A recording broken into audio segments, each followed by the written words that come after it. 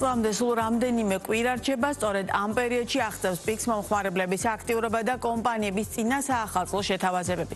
განსაკუთრებით გამოირჩევა უძრავი ქონების სექტორი, სადაც დეველოპერები წლის ბოლოს ცდილობენ ბაზარზე წარდგნენ ახალი პროექტებით, ინოვაციური პირობებითა და მომხმარებლისთვის მიმზიდველი შეთავაზებებით. დღეს ამ აქტიურ გარემოს ბაზრის მიმდინარე ტენდენციებსა და მყიდველების ქცევას განვიხილავთ ლემონს ჯგუფის დამფუძნებელთან ირინე მელიმონაძეა ჩვენი პირდაპირ ეთერის სტუმარი და ასევე შევაჭამთ რა თქმა უნდა 2025 წლის ტენდენციებსაც. მადლობა გადაცემაში სტუმრობისთვის. დავიწყოთ ახალი წლის პერიოდით, იმიტომ რომ ეს არის პერიოდი, როდესაც არა მხოლოდ დეველოპმენტში, არამედ მთლიანად ბიზნეს სექტორი აქტიურობს, იმიტომ რომ თუ რაიმე პერიოდში იყიდება რაღაც ნივთი თუ პროდუქტი, იყიდება სწორედ ამ დროს იმის მიუხედავად, მათ შორის მომხმარებელს აქვს თუ არა შესაბამის შემოსავალი, ეს არის ძალიან ცნობილი და გამორჩეული გაყიდვების თვე ყოველთვის დეკემბერი. რა ხდება ამ კუთხით დეველოპმენტში და მე ვისაუბროთ რამდენად აქტიურები ხარ დეველოპერები თავად წინა საახალწლო პერიოდში შეთავაზებების კუთხით. მოგესალმებით, მადლობა გადაცემაში მოწვევისთვის, მივესალმებით ჩვენს მაყურებელს. მართალია, ეს პერიოდი წინა საახალწლო და უშუალოდ ის განსაკუთრებით ბოლო 2-3 კვირა მაღალია ყიდვის განწყობა, ფუსფუსი. თითქოს ყველა თითოეული ჩვენგანი და ჩვენს მომხმარებლები ვართ, მოდი ასე განვიხილოთ, ახალი ეტაპისთვის ვემზადები. ამიტომაც დეველოპერების მხრიდან განსაკუთრებული შეთავაზებებიც პიკს აღწევს ზუსტად 5 დეკემბრიდან 31 დეკემბრის ჩათვლით, თუმცა უნდა ვიცოდეთ, რომ ნებისმიერ რაღაც განსაკუთრებული შეთავაზება დეველოპერსაც გარკვეული ლიმიტით აქვს მშენებელს. შესაბამისად, თუ რაღაცა მართლა განსაკუთრებული პირობით გვინდა სარგებლობა როგორც მომხმარებლებს, ალბათ მაქსიმალურად ჩვენს უფრო სწრაფი გადაწყვეტილებებისკენ უნდა მივიდეთ. თუმცა მომხმარებელი საკმაოდ დაბნეულია. ყველას განსაკუთრებული პირობა აწერია. ყველას რაღაც უფრო დაბალი ფასი, უფრო სხვანაირი შეთავაზება ან გადახდის პირობა და უწევს რომ ძალიან დიდ რაოდენობის ინფორმაციაში ქაოტურად იმსჯელოს ან მიიღოს ყველა ინფორმაცია და განსაკუთრებულად კონსულტაციის გარეშე მიიღოს გადაწყვეტილება. ამ დროს მომხმარებელი რას ანიჭებს უპირატესობას ცნობილ სახელს, ანუ კომპანიისას ამ შემთხვევაში თვითონ შემოთავაზებას აკვირდება და ამით იღებს გადაწყვეტილებას და როდესაც თქვენ ახსენეთ რომ გარკვეულ პერიოდში ლიმიტირებულია ის შეთავაზება, მაგალითად არის ხოლმე შემთხვევები, როდესაც პირობითად რომელიღაც კომპანიის მხრიდან არის რომ კვადრატულზე აკლდება ფასი, რომელიღაც შემთხვევაში მოჭრილად აკლდება რაღაც X თანხა საკმაოდ სოლიდური, ანუ სხვადასხვა ტიპის შეთავაზებები. მომხმარებლის ქცევა როგორია, რადგან დეველოპერები ბოლო წლები აქტიურად სთავაზობთ ამ მიმართულებით, მიხვდა თუ არა მომხმარებელი რა მიმართულებით გააკეთოს აქცენტი? მნიშვნელოვანი ზრდაა მომხმარებლის ცნობიერების ამ მიმართულებით, იქიდან გამომდინარე, რომ უკვე ბაზარზე უფრო მეტია, ვინც მეორეჯერ ყიდულობს ახალ ბინას, ანუ ერთი ყიდვის დროს შეიძლება ბიუჯეტური გადაწყვეტილება მიიღო, იგივე კვადრატული მეტრის ერთსაძინებლიანი პატარა ფართი უფრო ტრენდული და მოთხოვნადია, თუმცა ყოველდღიურ ცხოვრებაში ვხვდებით, რომ რაღაც გარკვეული 10-15 კვადრატი მაინც სათავსო ფართი აივანზე სადღაცას უნდა გქონდეს, რომ ჩვენი ყოველწლიური საჭირო ნივთების შესანახი და სათავსოები მაინც გქონდეს, არა თუ დამატებით ერთი საძინებელი. შესაბამისად, ნელ-ნელა ამ მხრივ ბაზარი ნამდვილად განიცდის ცვლილებას და ზრდას, თუმცა ჯერ კიდევ რჩება მინიმალური ფართის მოთხოვნილება და ანუ ასევე ჩაბარების ერთსაძინებლიანი ბინები უფრო მოთხოვნადია. შესაბამისად, შესყიდვის დროს ფასიც უფრო მაღალია ვიდრე 2-3 საძინებლიანი ბინები. კონკრეტულად ალფა სახლის შეთავაზებაშიც მხოლოდ 3 საძინებლიან ბინებზეა ეხლაც ასე ვთქვათ აქტიურად შეთავაზებები, იმიტომ რომ ის რაც მოთხოვნადია, ის რაც მაღალ მოთხოვნას ემსახურება, თავისთავად მიწოდება დეფიციტური მალე ხდება და ფასიც შესაბამისი აქვს. ამიტომ ვფიქრობ, რომ მომხმარებელი ამ თვალსაზრისით გარკვეულწილად გაიზარდა და არ იღებს გადაწყვეტილებას მხოლოდ კვადრატული მეტრის გამოცხადებით ან მხოლოდ ღირებულებაზე ორიენტირებული. მნიშვნელოვანია ამისთვის ჩაბარების კონდიცია, როგორი იქნება მთლიანად ინფრასტრუქტურა, სად იცხოვრებს, ან თუ შვილთან ერთად უნდა იცხოვროს, კიდევ სხვა მოთხოვნები აქვს, მოხუცი მშობლებისთვის თუ იღებენ გადაწყვეტილებას. ანუ უკვე პროექტის გადახდის პირობები რამდენად არის ერთ-ერთი გამსაზღვრელი, მაგალითად წინასწარ შენატანს ითხოვს თუ არა კომპანია, რაღაც პერიოდის განმავლობაში აქვს თუ არა დაუშვათ შიდა განმავლობა, ეს რამდენად მუშაობს ამ ნაწილზე? მე ვფიქრობ, რომ დღეს სამშენებლო კომპანიების უმრავლესობა გადახდის პირობებზე უფრო მოქნილია და უფრო გამარტივებულ პირობებს თავაზობს, ძირითადად თითქმის ერთი და იგივე პირობები, აი მეტნაკლებად განსხვავებული, ძალიან უმნიშვნელო დეტალებში, იმიტომ რომ როდესაც მიდის მომხმარებელი მშენებლის ოფისში შეხვედრაზე, ინდივიდუალური მომსახურების სტილზე გადაეწყო თითქმის ყველა დიდი დეველოპერული კომპანია. ამიტომ ვფიქრობ, რომ მაგ კუთხით მომხმარებელს პრობლემა არ უნდა ქონდეს არჩევის დროს, თავარი არის, რომ სანდოობის მომენტი დაიჭიროს თავად და გულწრფელად აუხსნას რა ტიპის ბინა, როგორი ფინანსური მდგომარეობით, აი ამ ნაწილში მე ვურჩევდი მყიდველს, რომ მაქსიმალურად ღია იყოს, რომ თავის სასარგებლოდ მაქსიმალურად კარგი გადაწყვეტილება წაიღოს დეველოპერისგან. თითქოს აი ტენდენცია ჩამოყალიბდა, რომ ფულს არ აჩენს, ანუ უფრო ნაკლები შენატანით ფიქრობს, რომ იყიდის, თქვათ, ბინას. თუმცა ასეთ შემთხვევაში მისი ჯამური ღირებულება ბინის შეიძლება იმდენად გაუძვირდეს და მხოლოდ გადახდის პირობაზე იყოს ორიენტირებული, ამიტომ ვფიქრობ, რომ 2-3 ვერსია გადახდის პირობის, ოღონდ გულწრფელად მისი ფინანსური შესაძლებლობიდან თუ გააჟღერებს კონსულტაციის დროს და შეხვედრის დროს, ჩემი აზრით ყველაზე სწორ გადაწყვეტილებას ამის მიხედვით მიიღებს. ამიტომ ეს დამალვის ფაქტორი მომგებიან პოზიციაში მომხმარებელს არ ჩააყენებს. რადგან ახსენეთ ხა სამსაძინებლიან ბინებზე გვაქვს შეთავაზებაა, ხო? თქვენ ალფა სახლის შემთხვევაში საკმაოდ ისეთი კარგი და ხმაურიანი პროექტი იყო ამ სიტყვის პირდაპირ მნიშვნელობით გადახდის პირობების გათვალისწინებით, იმიტომ რომ საკმაოდ გრძელ ვადაზე შეუძლია მომხმარებელს მიიღოს გადაწყვეტილება. ამიტომ მაშინ რას უკავშირდება ამ ტიპის გადაწყვეტილება, რომ ეს პროდუქტი გამოგეტანათ ბაზარზე, თუ დაუშვათ ეს შესაძლოა არ იყოს მაინც და მაინც იდეალური გადაწყვეტილება მომხმარებლის მხრიდან. გეტყვით, ანუ ნახეთ როგორ არის მაგალითად ერთსაძინებლიანი 55-60 კვადრატამდე ფართი, ან 50-დან 60 კვადრატამდე ფართი, ან თუნდაც ასეთივე 70 კვადრატამდე ორსაძინებლიანი ფართი არის ყველაზე მოთხოვნადი პროდუქტი, როგორც ეს ავხსენი.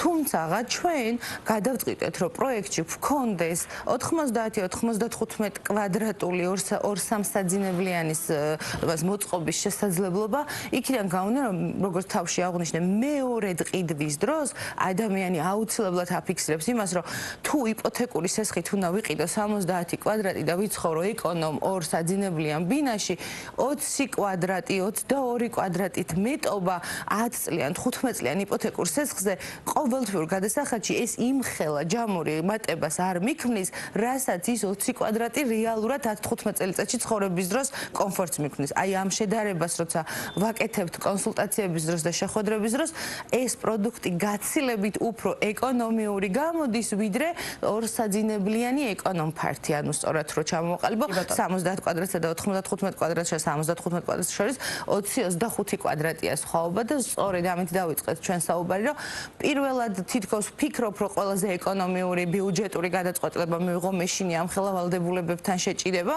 მაგრამ 2-3 წლის 4 წლის შემდეგ ვხედავ, რომ $100-150 სხვაობა ყოველთვიურად მომცემდა გაცილებით უფრო კომფორტულ ცხოვრებას და აი ეს გადაწყვეტილებები მომრავლდა და ჩვენი შეთავაზებაც დაახლოებით ამ სტილის გადაწყვეტილებებს ეხება. ამასთან ერთად ყოველთვიური შენატანის შემსუბუქება და განსაკუთრებული ჩავარების პირობა, რაც რემონტი მოგეხსენებათ წარმოუდგენლად შრომატევადი და რთული საქმეა და ვადაში და ნერვებში და ფინანსებში ხარჯიანი. რამდენად ახერხებთ, რომ აი ვადაში ჩაეტიოთ ხოლმე ხშირ ძირითად შემთხვევაში, იმიტომ რომ ვადის თემა წლების განმავლობაში ერთ-ერთი ყველაზე პრობლემური ნაწილი იყო დეველოპერული კომპანიებისთვის.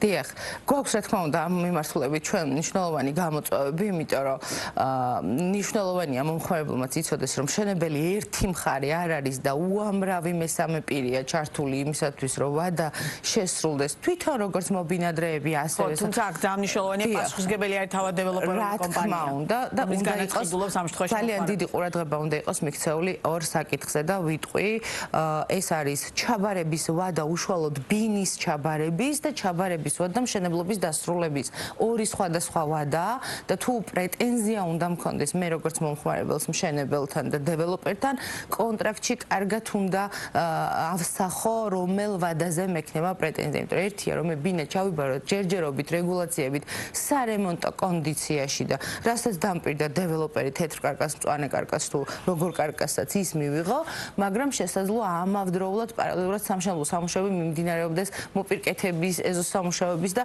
ეს ამისგან უნდა გავმიჯნოთ, ან კარგად უნდა გავარკვიოთ თავიდანვე კონტრაქტის დადების დროს რა არის ჩაბარების ვადა და რა იგულისხმება. კი ბატონო, მთავარი გამოწვევა ამ ნაწილში განსაკუთრებით წინა საახალწლო პერიოდებში რა არის და ასეთ შემთხვევაში მაგალითად რა ტიპის გამოწვევებს და პრობლემებს აწყდებით დეველოპერები და რას აწყდება მომხმარებელი? ყველაზე მნიშვნელოვანი გამოწვევა დღეს რაც ჩვენ ალფა-სახლის შემთხვევაში გვიდგას არის მაღალი მომართვიანობა, სამწუხაროდ იმის დრო რო აი როგორც სხვა პერიოდებში რო ყველა დეტალი განსაკუთრებულად და ფუნდამენტალურად აუხსნა არ რჩება ფაქტიურად, მომართვიანობა 10 ჯერ არის გაზრდილი წინა თვეებთან შედარებით, ამიტომ ტრადიციულად ასია თუ ტრადიციულად ასია და წელს კიდევ უფრო მეტია, მე ვფიქრობ იმ შეთავაზებიდან გამომდინარე, რაც წელს დავდეთ, რა ტიპის შეთავაზებაზეა საუბარი? ეს არის სამი შეთავაზება ერთად, რაც არ ვქონია მთელი აი ამ პერიოდის მანძილზე, როგორც კვადრატული მეტრის ფასის კლება, არა მხოლოდ ერთიან გადახდაზე, არამედ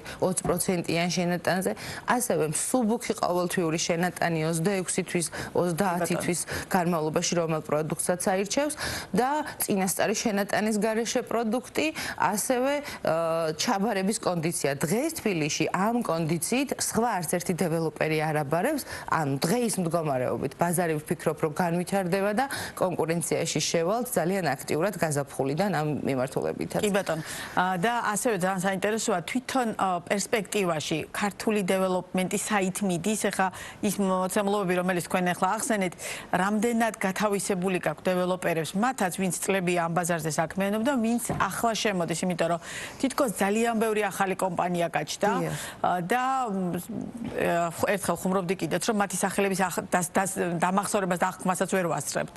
მათ შორის ის ადამიანები, ვინც ამ მიმართულებებს წლების განმავლობაში ვაშუქებთ, ამიტომ საინტერესოა, რამდენად სწორი მიმართულებით ვითარდება ეს ბაზარი, იმიტომ რომ თითქოს იმდენად ბევრი მშენებლობაა, რომ ასეთ დროს ძალიან დიდია რისკი, მათ შორის არასწორი განაშენიანება, არასწორი განვითარება, არასწორად წასვლა ამ პროცესების და რა თქმა უნდა ის რისკი, რომელსაც ყველა ერთად ვფრთხით 2008 წლის ის კრიზისი, რომლის წინაშე ძალიან ბევრი დავდექით.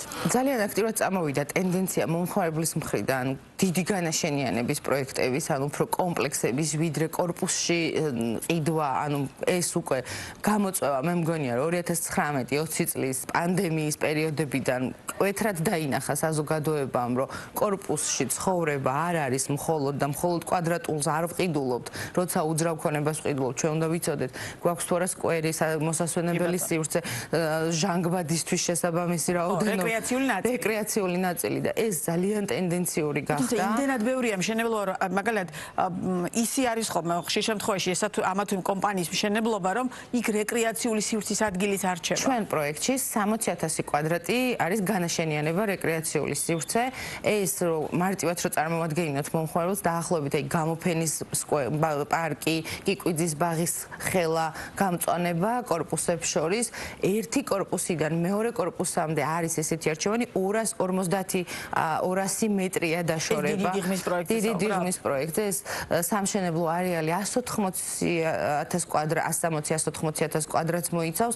შესაბამისად ამის რესურსი არსებობს და ძალიან ცოტა ასეთი ტიპის პროექტი დღეს ვფიქრობ, რომ ითვლება, რომ ამიერკავკასიაში ყველაზე მასშტაბური პროექტია დიდი დიღომის ხვაუბანი, მაგრამ სიამოვნებით ვნახავდი ქალაქ თბილისში მსგავს მასშტაბურ პროექტებს და ველოდებით ალბათ იქნება კიდევ. და ჩვენი საუბრის ბოლოს საინვესტიციოდ ეს მიმართულება კვლავაც საინტერესოა. დიახ, ძალიან საინტერესოა საინვესტიციოდ. ჯერჯერობით 10-12 წლიან ამონაგებს ინარჩუნებს უძრავი ქონება, შესაბამისად ჯერჯერობით ისევ ერთ-ერთი მთავარი საინვესტიციო გადაწყვეტილება უძრავი ქონების შესახებ. კი ბატონო, ძალიან დიდი მადლობა. ირინე მელიმონაძე იყო ბიზნეს პარტნიორის პირდაპირ ეთერის სტუმარი. წარმატებებს გისურვებ და გელოდებით უკვე 2026 წელს ბიზნეს პარტნიორის პირდაპირ ეთერში.